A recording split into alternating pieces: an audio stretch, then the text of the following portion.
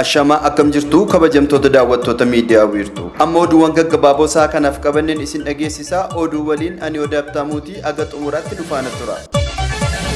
Hariiroo mootummaa federaalaa fi naannolee gidduu jiru cimsuun dhimma murteessaa ta'uu afayyaa'in mana maree federeeshinii obbo Aaganyoo Tashaagar himan. Waltajjii marii hariiroo waloo mootummoota naannolee fi federaalaa qopheessummaa mana maree federeeshiniin magaalaa Finfinneetti gaggeeffamaa jira. Waltajjii marii kana irratti hooggantoonni olaanoo mana maree federeeshinii, pirezidaantonni naannolee, ministeeronni, afayyaa'inwan naannolee fi kantiibaan bulchiinsa magaalota lamaanii argamaniiru. Marii hariiroo keessoo mootummootaa, mootummaa federaalaa fi naannolee akkasumas hariiroo biiroolee gidduu jiru cimsuun sirna federaalizimii sirrii hojiirra oolchuuf kan kaayyeeffame ta'uu ibsan. Waltajjiin waloo kun hariiroo mootummootaa cimsuun waldhabdee uumamuu danda'u hambisuuf, walitti bu'iinsa uumame mariin furuuf, imaammata, tarsiimoowwanii fi karoora wal dubbisuun raawwachuuf qooda olaanaa qabaachuu kaasaniiru. Gabaasni kan FBC'ti.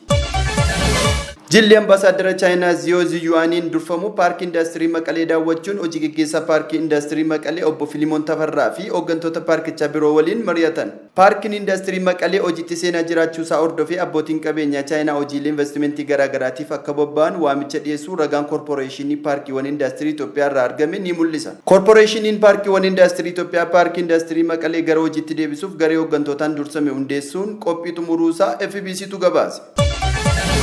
Sirni kenniinsa sagalee murtee uummataa godina Walaayittaa akka irra deebi'amu ta'ee ture marsaa lammaffaan gaggeeffamaa jira. Buufataalee filannoo garaagaraatti giddugala qindeessaa filannoo 12 fi buufataalee filannoo 1812 keessatti sagalee kennuun eegale. Murtee uummataa irra deebi'ee taasifamu irratti raawwachiiftonni 9,000 ol ramadamanii hojjechaa akka jiran eerame. Tajaajila oduu Itoophiyaatu gabaase.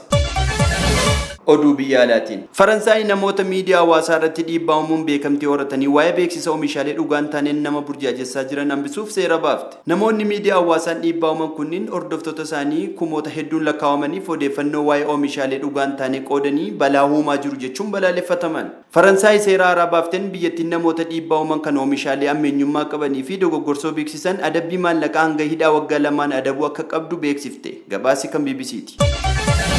Oduun isaa kanaaf qabanne kanuma qophiilee afaan biroo waliin turtii gaarii qabaadhaa.